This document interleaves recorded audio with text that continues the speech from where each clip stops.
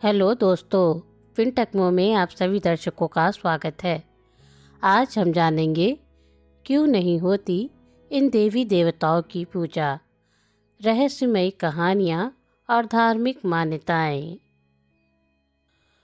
भारतीय संस्कृति में देवी देवताओं की पूजा का एक गहरा तात्पर्य है, जहाँ हर देवता किसी विशेष शक्ति या प्राकृतिक तत्व का प्रतिनिधित्व करता है।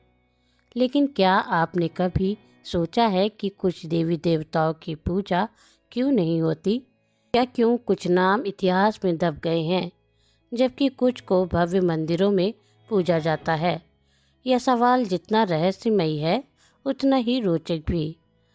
दरअसल इस सवाल के पीछे धार्मिक, सामाजिक और ऐतिहासिक कारण छिपे हुए हैं, जिनके बारे में बहुत कम लोग जानते हैं। कुछ देवता जंगलों, तंत्र मंत्र या अंधकार से जुड़े रहे, तो कुछ को अशुभता का प्रतीक मानकर भुला दिया गया। कुछ ऐसे भी थे जो अपनी कठोर न्यायप्रियता या अपने कर्मों के कारण समाज में पूजनीय नहीं माने गए।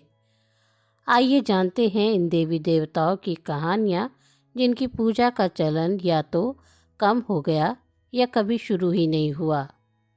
जंगलों की देवी अरण्यानी का नाम शायद ही आपने सुना होगा। वे प्रकृति की अधिष्ठात्री देवी थी, जिनकी पूजा प्राचीन काल में ऋषि मुनि किया करते थे। लेकिन जैसे जैसे जंगल कटते गए और लोग प्रकृति से दूर होते गए, उनकी पूजा का प्रचलन भी समाप्त हो गया। इसी तरह भगवान हयग्रीव, जिन्हें ज्ञान और विद्या का देवता माना जाता था, उनकी उपासना माता सरस्वती के आगे फीकी पड़ गई। विष्णु के इस अवतार के बारे में बहुत कम लोग जानते हैं, क्योंकि उनकी कथा व्यापक रूप से प्रचलित नहीं हुई। वहीं लक्ष्मी जी की बहन देवी ज्येष्ठा को दरिद्रता और दुर्भाग्य की देवी माना गया, जिस कारण लोग उनकी पूजा करने से कतराते हैं। समाज में उन्हें अशुभता से जोड़कर देखा गया और उनकी उपासना करने की बजाय उनसे बचने के उपाय खोजे गए। लेकिन क्या आप जानते हैं कि रावण के पुत्र इंद्रजीत, मेघनाद, जो एक महान योद्धा थे और ब्रह्मास्त्र तक का ज्ञान रखते थे, उनकी भी कहीं पूजा नहीं होती। वजह यह है कि रामायण में उन्हें एक असुर योद्धा के रूप में चित्रित किया गया, जिसने अधर्म के पक्ष में युद्ध लड़ा। सबसे रोचक बात यह है कि त्रिदेवों में से एक, सृष्टि के रचयिता भगवान ब्रह्मा की पूजा भी ना के बराबर होती है।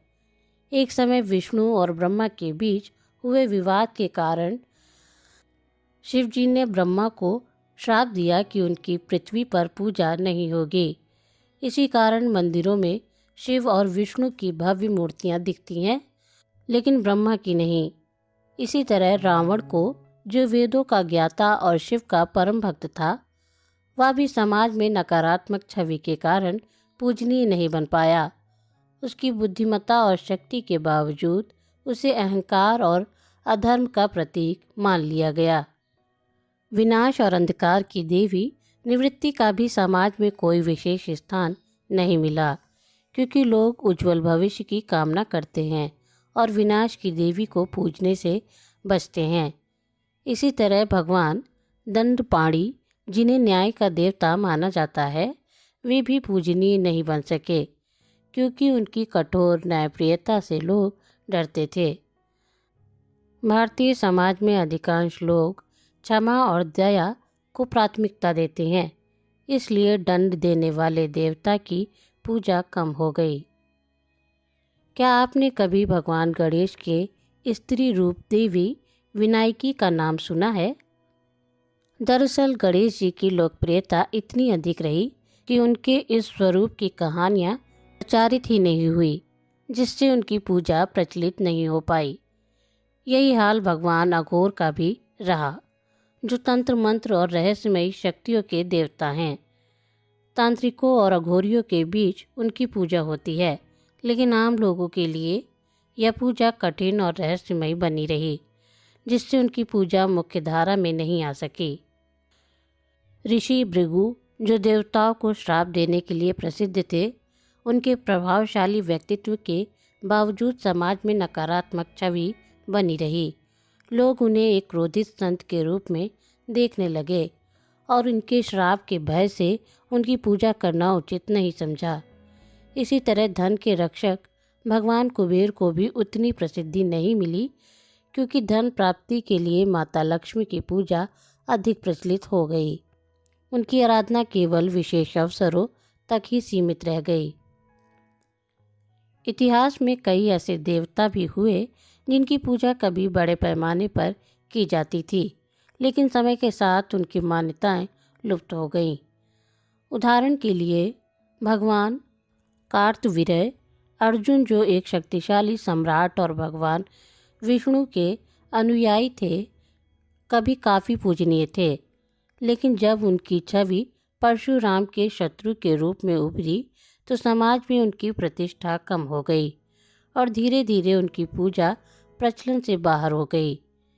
इसी तरह असुरों के गुरु शुक्राचार्य, जो राजनीति, कूटनीति और संजीवनी विद्या के ज्ञाता थे, उन्हें भी दैत्यों का मार्गदर्शक होने के कारण पूजनीय नहीं माना गया, जबकि उनके ज्ञान को आज भी विभिन्न ग्रंथों में आदर दिया जाता है।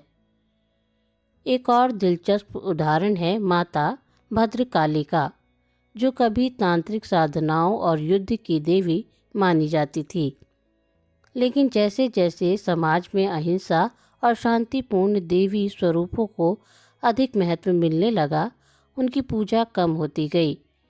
इसी तरह महाभारत में वर्णित नरसिंह का उग्र रूप, जिसमें वे हिरण्यकश्यप को मारने के बाद सारी अवस्था में आ गए थे, वह स्वरूप आम जनता के लिए भयावह माना गया और उनकी मुख्य पूजा को नरम और दयालु स्वरूप तक सीमित कर दिया गया।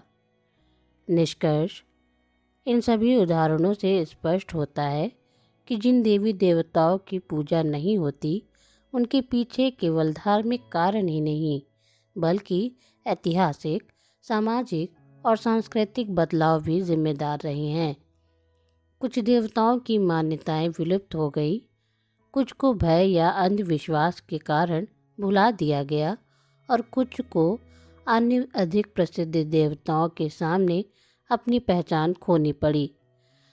समय के साथ धार्मिक प्रवृत्तियां बदलती रहती हैं और कुछ देवी देवताओं की कहानियां इतिहास के पन्नों में ही सिमट कर रह जाती हैं, लेकिन इनकी कथाएं आज भी हमारी संस्कृति का एक रहस्यमयी और रोचक हिस्सा है, जो भारतीय धर्म और परंपराओं की गहराई को दर्शाती है।